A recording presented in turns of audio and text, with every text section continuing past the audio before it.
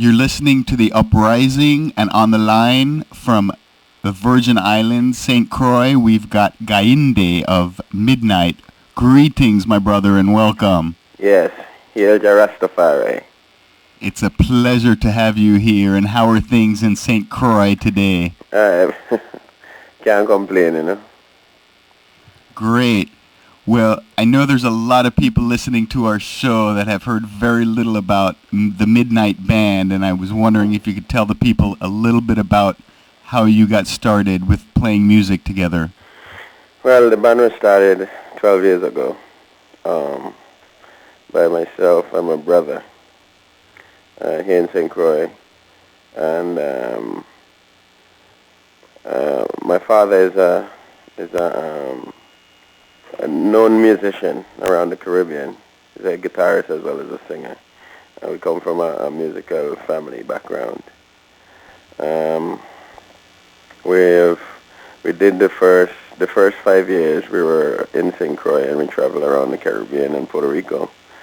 In 1994, we went on the road, even without an album. We didn't have an album at the time, though we did have a lot of original music at the time. And we were on the road for 5 years, various cities, from New York to Atlanta, Africa. And then a year or so ago, we moved back home here and set up roots, and now we're trying to work with the younger artists here and the community here and trying to make a difference and trying to make a change around here. True, and you had your first album was put out entitled Unpolished, correct? It was yes, it was. It was first released in December of 1997 in Namibia, Southwest Africa, and then it was released in the United States later on that year. And from where was that album recorded? It was recorded in Washington, D.C. at East Coast Flavor Recording Studios. Yes, and actually the first time that I had heard of Midnight was, I guess, right around this time last year. I found a copy of the Wild Child CD, and that was... My question is, where did you get it from? You know, I really cannot say. I know I got it in a record store here, but why it is that I picked that particular album up, I don't know. Sometimes Jah guides I in mysterious ways, but in any case, I got it, and we give maximum respect for that. Yeah, thanks, man. And that CD is entitled Ras Make Peace. Uh-huh. And it's very unique sound in that I understand it was recorded in only 2 tracks, is that right? Yeah, it's a different type of recording. It was recorded on 2 tracks with no mixing board, no equalization, straight to tape. It was just volume control. 2 microphones set up in the middle of the room. The drums weren't mic'd. It was just 2 room mics and 2 vocal mics.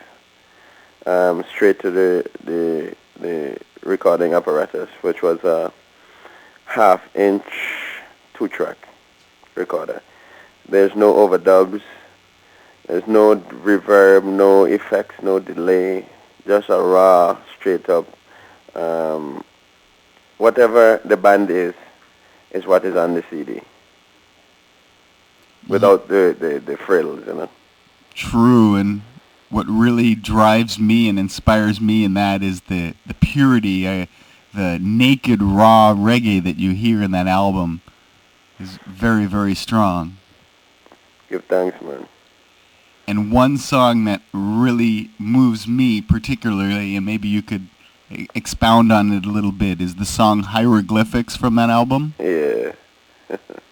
Hieroglyphics is just an explanation that people still communicate amongst themselves a lot of times without using what they call the basic languages or the common languages or the common methods that everybody else uses. There's so many mediums of communication, sometimes without speaking. Like, you know, you got sign language, you got gestures, you got hieroglyphics come in many forms, you know. Graffiti, slang, word sound, different word sound, different ways of writings and saying things. That's the modern hieroglyphics. True, and there's also some very moving songs on that album as well. I particularly like Rastaman Stand is a very strong That's song. my That's my personal favorite Yes, on the album, Rastaman Stand, because I think that is our motto. Um, no matter what and what happened, we're not moving off of the principles of Rastafari. And we have to stay strong and continue to try to do the right thing and teach the people the right way. And so money, fame, glory, all those things are unimportant. The work is first, you know. Indeed, and you've just put out a new CD, Jubilees of Zion, yes? Mm-hmm. And tell us a little bit about that. That was recorded back in the Virgin Islands? Yes, this was recorded at African Roots Lab. That's the name of the studio here in the Virgin Islands, which is actually the studio, a midnight studio. Um, Everything was done here. It was mastered, mixed, and recorded here. Um, it was the first time that we had an opportunity to actually record the music the way that we wanted it recorded without any outside interference, because we were not constricted by time or money, because the studio is Midnight Studio. So we were, the Jubilees of Zion would be a true reflection of what we hear when we hear the songs.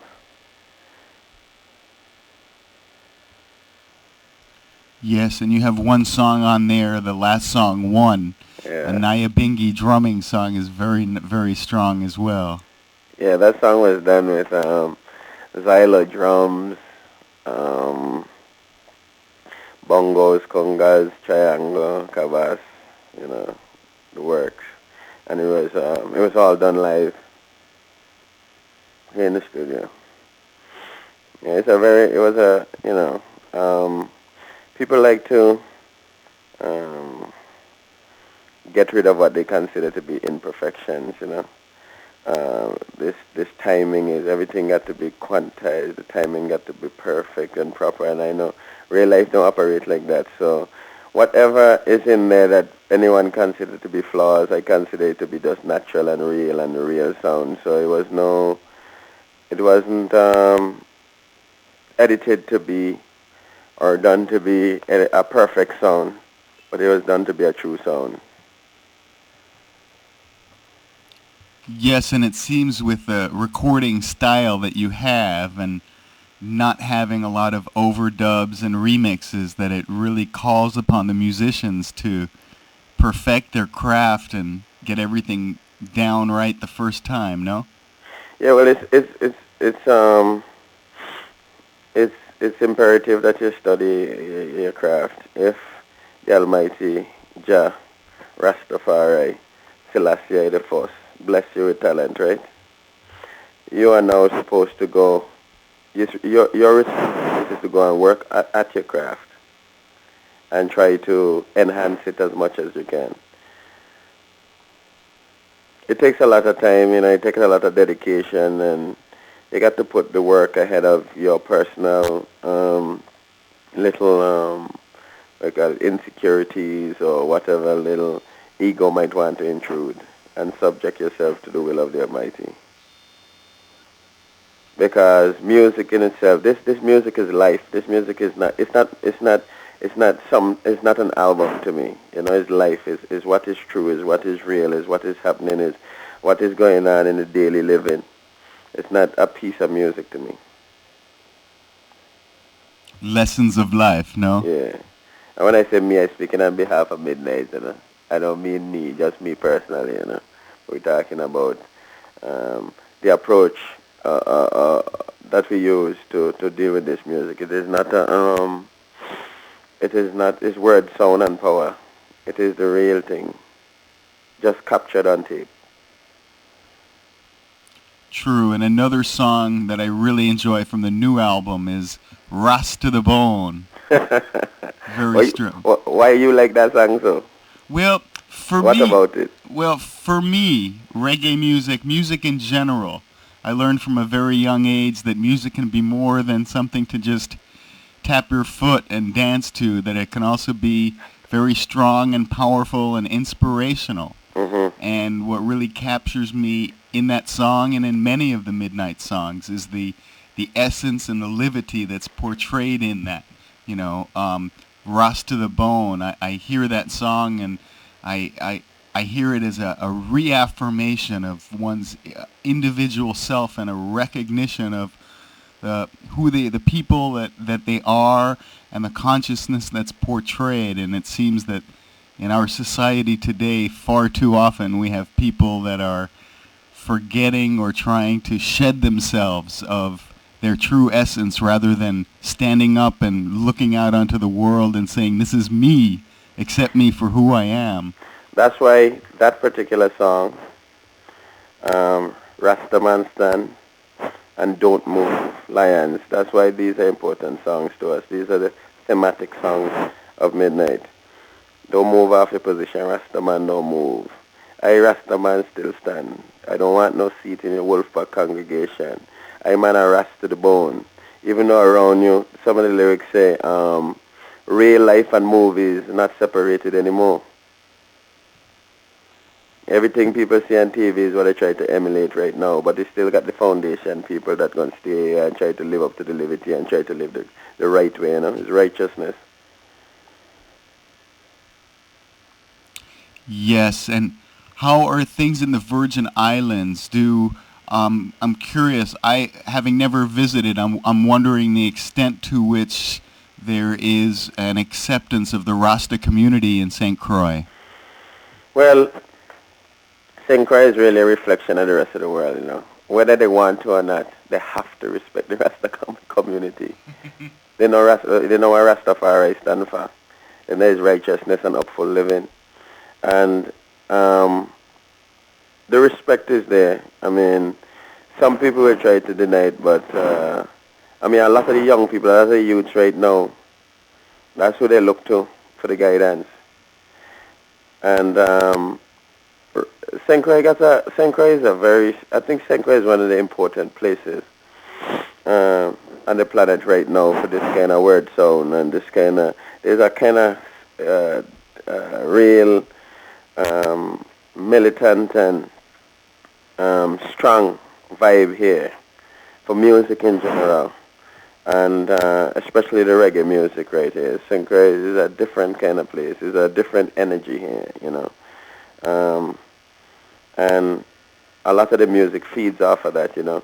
When the first two albums were written in Washington, D.C., most of the time or on the road, wherever, and according to the flow and the vibe, that's how you write the music, you know. In Jubilees of Zion, we were here for a while without venturing out to do anything, and so that CD is a lot of is also a reflection of the vibes that going on in Virgin Islands right now. Also, I have here with me one of the distributors and a retailer and one of the elders in the Rastafari community here in St. Croix that I would like you to converse with and kind of get an overview of some of the things that are going on in St. Croix and also what kind of impact the music has had, because people like him can speak more objectively on the impact of the music, that because he is one of the ones that's distributing it and also and selling it also retail. So he would be able to give a more objective overview of the effect the music has had on the community and the Rastafari faith, and it's not a religion, you know. It's a True. liberty, you know. I would like you to converse with him a little bit about, and he can give you some oversight and some overview, because basically we ain't trying to forward our personal self or a personal thing. You understand me? It's a whole liberty, way of life, truths and rights, and Rastafari that we want to push forward, you know. It's not I can tell you it's not a band thing, it's not a music thing. It's a life thing. So I'm going to let you talk to Rash Shalom. He's one of the elders in the Rastafari community here. All right, Gainde, give thanks. All right, hold on.